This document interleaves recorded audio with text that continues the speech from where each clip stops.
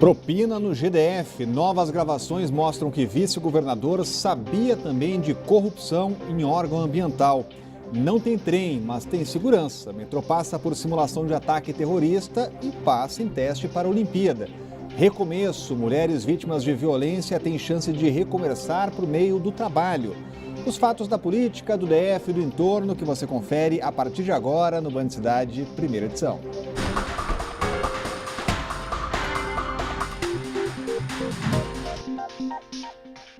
Olá, boa tarde a você. A gente começa essa edição com mais uma denúncia envolvendo o governo do Distrito Federal. Uma nova gravação de uma conversa entre o vice-governador Renato Santana e a sindicalista Marli Rodrigues sobre propinas em contratos públicos. A corrupção desta vez seria no Instituto Brasília Ambiental. Um servidor teria pagado propina, cobrado pedágio para liberação de uma licença. Nesta segunda gravação, o vice-governador Renato Santana diz que um empresário de uma loja de materiais de construção estava tendo problemas para continuar a comercializar. O vice revelou que o dono do comércio entregou ao IBRAM todos os documentos necessários para atuar, mas o Instituto estava demorando a conceder a licença. Na gravação, ele provoca uma reação da sindicalista. O IBRAM não lembrou 11 anos dele. O que você acha deles? A conversa é do começo do ano e foi feita na casa da presidente do Sindisaúde. Esta é a segunda gravação entre a sindicalista e Renato Santana. Na primeira, o vice-governador revela saber do pagamento de propina em contratos das secretarias de Saúde e Fazenda. Para apurar as denúncias de corrupção, deputados distritais voltaram do recesso parlamentar. Na semana passada, a sindicalista e o vice-governador foram ouvidos durante a CPI da Saúde. Mas, por causa de divergências entre os depoimentos, a Câmara Legislativa aprovou uma acariação entre Renato Santana e Marli Rodrigues. Ainda não há data definida para os novos depoimentos. Nossa equipe entrou em contato com o GDF e a assessoria do Executivo informou que só vai se pronunciar sobre o assunto depois que tiver acesso aos áudios. A nossa produção também foi buscar explicações com o Instituto Brasília Ambiental, mas até agora não tivemos resposta e quem merece a explicação é a sociedade de Brasília. E exige uma explicação pronta de todos os envolvidos, né? Olha, o fato é que o vice-governador Renato Santana, se não ocupasse esse cargo, ele não teria a menor credibilidade. Mas ele é o vice-governador e, por isso, as denúncias gravíssimas precisam ser apuradas com urgência por em todas as instâncias, na polícia, no Ministério Público, na Controladoria Geral do GDF. Todos têm a obrigação de apurar isso e o mais rapidamente possível. É preciso lembrar que essas gravações foram feitas pela sindicalista diante do achaque, ou da tentativa de achaque, que foi feito por um assessor do vice-governador contra o sindicato. O assessor condicionava a liberação de recursos do sindicato, aquele dinheiro que é descontado dos salários dos funcionários da saúde e para o sindicato, né? E esse assessor pediu propina para ao sindicato para conseguir a liberação desses recursos. Foi então que a presidente do sindicato resolveu marcar uma conversa com o chefe dele, que era exatamente o vice-governador, e ela gravou essas conversas. São essas as gravações que agora vêm a público. O vice-governador Renato Santana não apita nada no GDF, não tem acesso a nada, é uma figura despreparada para o cargo, é um mico para o governo Rodrigo Hollenberg, que o afastou completamente, já desde o começo do ano, de qualquer deliberação. Mas ele faz pose mesmo de que está no núcleo do poder. Enquanto ele não apresentar provas concretas do que disse, essa conversa gravada não passará de fofoca.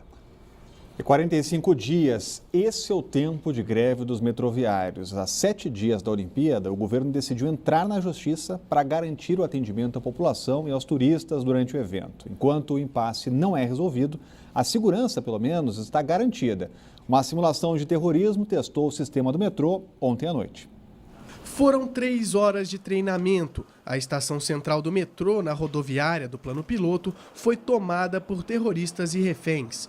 O momento era tenso, afinal de contas os terroristas usavam passageiros como escudo dentro de um vagão. A força-tarefa da segurança pública foi acionada para controlar a situação. E com a chegada dos militares, todas as luzes foram desligadas seguindo o protocolo de segurança. Foi possível ouvir a explosão de bombas. Os militares desceram ao vagão com lanternas acesas e explodem mais bombas. Após conseguirem entrar no vagão e resgatar os passageiros, a equipe retirou todas as pessoas. Elas foram escoltadas com mãos na cabeça e em fila para evitar confusão na hora de identificar os criminosos. A ação antiterrorista envolveu 300 militares e 60 figurantes. Agora, se não tiver trem rodando durante os Jogos Olímpicos, não tem operação policial. Pois é, mas teremos segurança. A gente verifica que as forças de segurança aqui no DF estão preparadíssimas para este momento. Vão dar um show de organização e de segurança, como o fizeram na Copa do Mundo e o fazem sempre que há grandes manifestações aqui no Distrito Federal. É uma área com a qual não devemos nos preocupar muito. E ninguém vai se meter a besta, nenhum terrorista, nenhum desses fanáticos vai se meter a besta para tentar nada ou atentar coisa alguma, porque senão serão pegos e devidamente presos e processados pela justiça. E tem muito político por aí de cabelo em pé. Os executivos da empresa Odebrecht começam a falar hoje lá em Curitiba. Entre os depoimentos, o do ex-presidente Marcelo Odebrecht, preso há mais de um ano. Fala-se em mais de 100 políticos na lista de propinas. Quem tem mais informações é a Renata Dourado, trazendo essa informação que justamente deixa muita gente preocupada, né, Renata? Mais uma lista, né, Rodrigo? Mais uma famosa lista aí para realmente causar mais alvoroço nesse universo político. Muito boa tarde para você, para o Cláudio Humberto. Uma excelente sexta-feira para todos que estão nos acompanhando. Então, são mais de 15, na verdade, 15 executivos ligados à empreiteira Odebrecht que vão falar, enfim, vão falar tudo que sabem a respeito desse grandioso esquema de desvio de recursos. A lista, como você bem disse, é uma lista grande, extensa, envolve aí algo em torno de 100 políticos, isso de acordo com a informação do jornal O Globo. Então, seria deputados, senadores, ministros, ex-parlamentares, só de governadores e ex-governadores são mais de 10, né? Então, bastante preocupante para essas pessoas aí que têm algum tipo de envolvimento nesse desvio de recursos. E essas delações são delações bastante esperadas, digamos, a gente pode dizer que são as mais importantes no âmbito da Lava Jato, porque a Odebrecht é uma empresa bastante grandiosa, então tem contratos com prefeituras, com governos estaduais, com o governo federal, são vários contratos, são várias obras realizadas aí ao longo dos anos, né? Então são vários âmbitos aí do setor político que estariam ou estão envolvidos nesse esquema de desvio, então são bastante esperados esses depoimentos. Para você ter uma ideia da grandiosidade da empresa, só no ano passado a empresa faturou 130 bilhões de reais com contratos aqui no Brasil e também no exterior. E a gente sabe que nesse processo de delação não basta apenas a pessoa falar, tem que apresentar provas, né? Para a justiça é claro que o que mais importante, o que vale mesmo são provas. Então foi um processo de negociação dessas delações que demorou aí muito tempo. A gente está falando da Operação Lava Jato, tem 2 anos da Lava Jato, então um processo que demorou um longo tempo e certamente quando eles aceitaram, portanto, fazer essas delações, eles vão também apresentar provas. Então teremos aí vários capítulos, digamos aí, dessa mais uma triste história no Brasil, infelizmente. Falando um pouco do processo de impeachment, ontem a defesa da presidente Dilma Rousseff entregou as alegações finais aí desse processo do impeachment. O próximo passo é, na próxima terça-feira, o relator, senador Antônio Anastasia, vai apresentar, portanto, esse relatório que vai ser analisado nessa comissão especial. Portanto, esses senadores da comissão especial vão analisar e, posteriormente, também vai para plenário. A previsão é que, em plenário, essa votação ocorra no dia 9, então a gente está falando de 2 votações. Essa votação que deve acontecer no dia 9 no plenário seria pela admissibilidade desse processo, ou seja, se ele vai ter ou não continuidade. Tendo continuidade, aí sim haverá um julgamento final, aquele que vai ser presidido pelo presidente do Supremo Tribunal Federal, ministro Ricardo Lewandowski. A previsão é que ocorra na semana do dia 22 aí de agosto, né, entre o dia 22 e o dia 27 de agosto. Aí sim a gente está falando num processo final, num processo decisivo. Para que ocorra de fato o impeachment, serão necessários os votos de 54 dos 81 senadores. Se isso acontecer, aí a presidente Dilma, afastada, não retorna mais ao cargo e aí sim o presidente hoje em exercício, Michel Temer, vai até o final do mandato. Rodrigo, e vamos aqui, claro, acompanhando todos os detalhes, né?